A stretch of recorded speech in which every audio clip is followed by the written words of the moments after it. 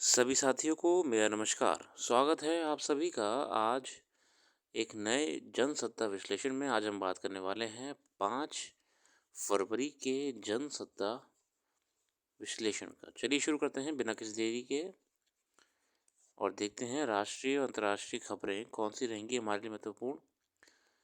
प्रथम पृष्ठ पे कुछ राजनीतिक खबरें हैं। यूजीसी को लेकर खबर है जो उत्तराखंड विधानसभा में पेश होगा, और अन्य खबरें।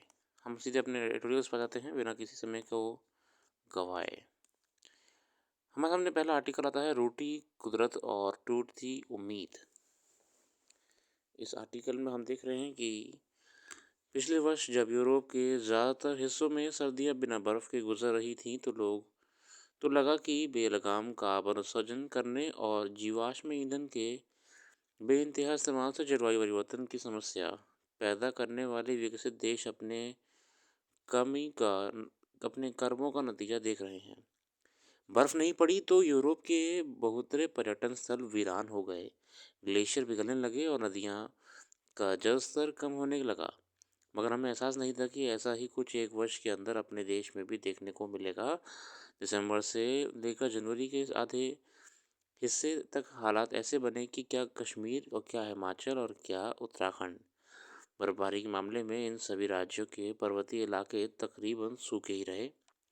इस अवधि में ना तो बारिश और बर्फबारी कराने वाले पश्चिमी विक्षोभ सक्रिय हुए और ना ही स्थानीय मौसमी करवट ने कहीं भी ऐसी हलचल पैदा की कि पर्यटकों से लेकर किसानों और कारोबारियों के चेहरे खुशी से खिल जाएं। बर्फ के इस सन्नाटे को लेकर किसान, मौसम विज्ञानी और अर्थशास्त्री डरे हुए हैं। पर्यटन की आस पर टिके व्यवसायियों का दर्द अलग से है।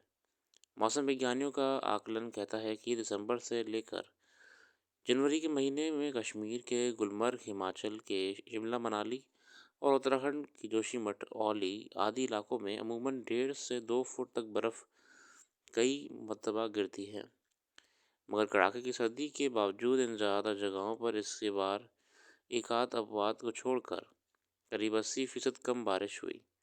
कश्मीर का जो गुलमार्ग कई फुट बर्फ़ गिरने के नज़ारों से अमूमन हर साल आबाद रहता था, इस दफ़ा बीते दिसंबर में एक बार 6 इंच बर्फ़ गिरने के साथ वह लगभग सूखा ही रह गया।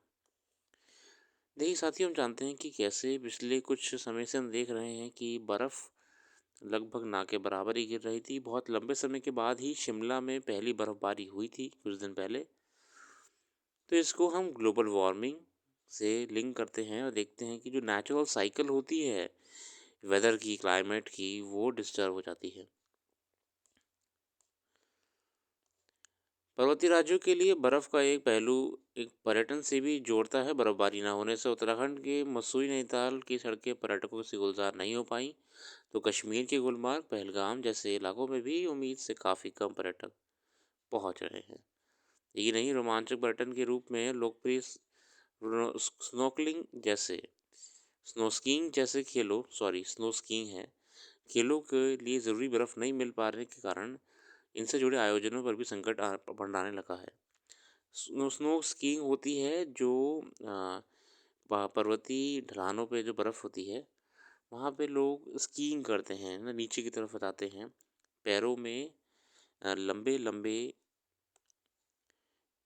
जैसे कि अगर मान लीजिए कि अगर ये कोई व्यक्ति है और इसके पैर हैं, तो इसमें एक लंबे लंबे से प्लैंक्स होते हैं।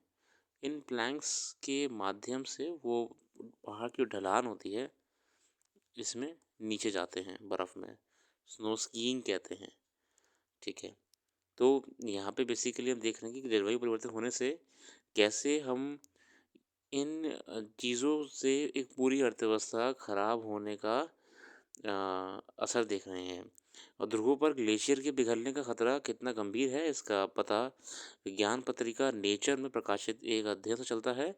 इस अध्ययन में अमूमन अनुमान लगाया गया है कि वर्ष 2050 तक समुद्र में पिघली बर्फ़ के कारण पानी की बड़ी मात्रा से जलवायु परिवर्तन के दुष्प्रभावों को सीमित करने वाली जलधाराओं की प्रवृत्ति उलट सकती है। इसके असर से इंसानी गतिविधियों द्वारा पैदा होने वाले सालाना कार्बन उत्सर्जन के लगभग एक तिहाई हिस्से को सोख कर जलवायु परिवर्तन को कम करने की महासागर की क्षमता भी लड़खड़ा सकती है। आगे देखते हैं, यहाँ पे है हमारा स्मरसत्ता का सवाल। उत्तराखंड देश का पहला राज्य बनने जा रहा है जहां समान नागरिक संहिता लागू होगी।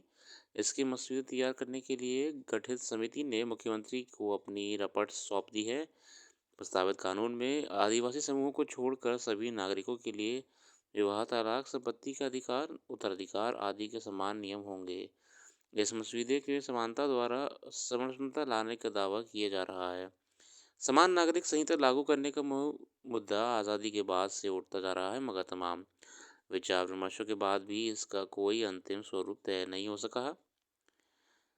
सरकार बनने के बाद मंत्रिमंडल की पहली बैठक में ही इसके लिए सर्वोच्च न्यायालय के एक सेवानिवृत्त न्यायाधीश के नेतृत्व में 5 सदस्यों की मसौदा समिति गठित कर दी गई थी। समिति ने विभिन्न वर्गों से बातचीत और जनमत सर्वेक्षण के आधार पर बहु विवाह, तलाक, उत्तराधिकार आदि से जुड़े मामलों पर अपनी राय कायम की है। हालांकि 3 तलाक को कानूनी रूप से अपराध की श्रेणी में केंद्र सरकार पहले ही डाल चुकी है। इसके लिए इसे लेकर बहुत विवाद नहीं है। मुस्लिम समाज को एक बड़ा घड़ा तो उत्तराधिकार संबंधी उन्हीं नियमों का पालन करता है जिन्हें हिंदू मानते आए हैं।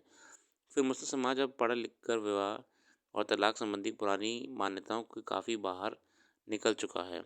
वह खुद बहुविवाह के पक्ष में कम देखने लगाने लगा है। इसलिए उत्तराखंड सरकार को इन मामलों पे शायद ही कुछ चुनौती मिले। फिलहाल जहाँ तक है, लोगों का सपोर्ट ही है। यूनिफॉर्म सिविल कोड को लेके पब्लिक का पूरा सपोर्ट है उत्तराखंड गवर्नमेंट को, जैसा हमें सुनने को मिला है बहुत से न्यूज़ चैनल्स के माध्यम से। बाकी पहाड़ में अभी हो रही बर्फबारी को लेके ये पूरा आर्टिकल्स हैं, पढ़ लीजिए, कुछ खास नहीं है। हमारा समय इस पे लगाना व्यर्थ ही रहेगा। ठीक है, आगे आते हैं खेल जगत की खबरों पे थोड़ी दृष्टि डालेंगे तो भारतीय टीम ने पाकिस्तान को 4-0 से हराया है डेविस कप में। आशा रहती रखते हैं। अपना कीमती समय देने के लिए बहुत बहुत धन्यवाद। आपका दिन शुभ हो। और जो भी करंट अफेयर्स यहाँ पे मिस हो गई है वो आपको हमारी वेबसाइट पर मिल जाएगी। वेबसाइट का लिंक डिस्क्रिप्शन में मेंशन है, आप वहाँ पे जाके और करंट अफेयर्स का अध्ययन कर सकते हैं।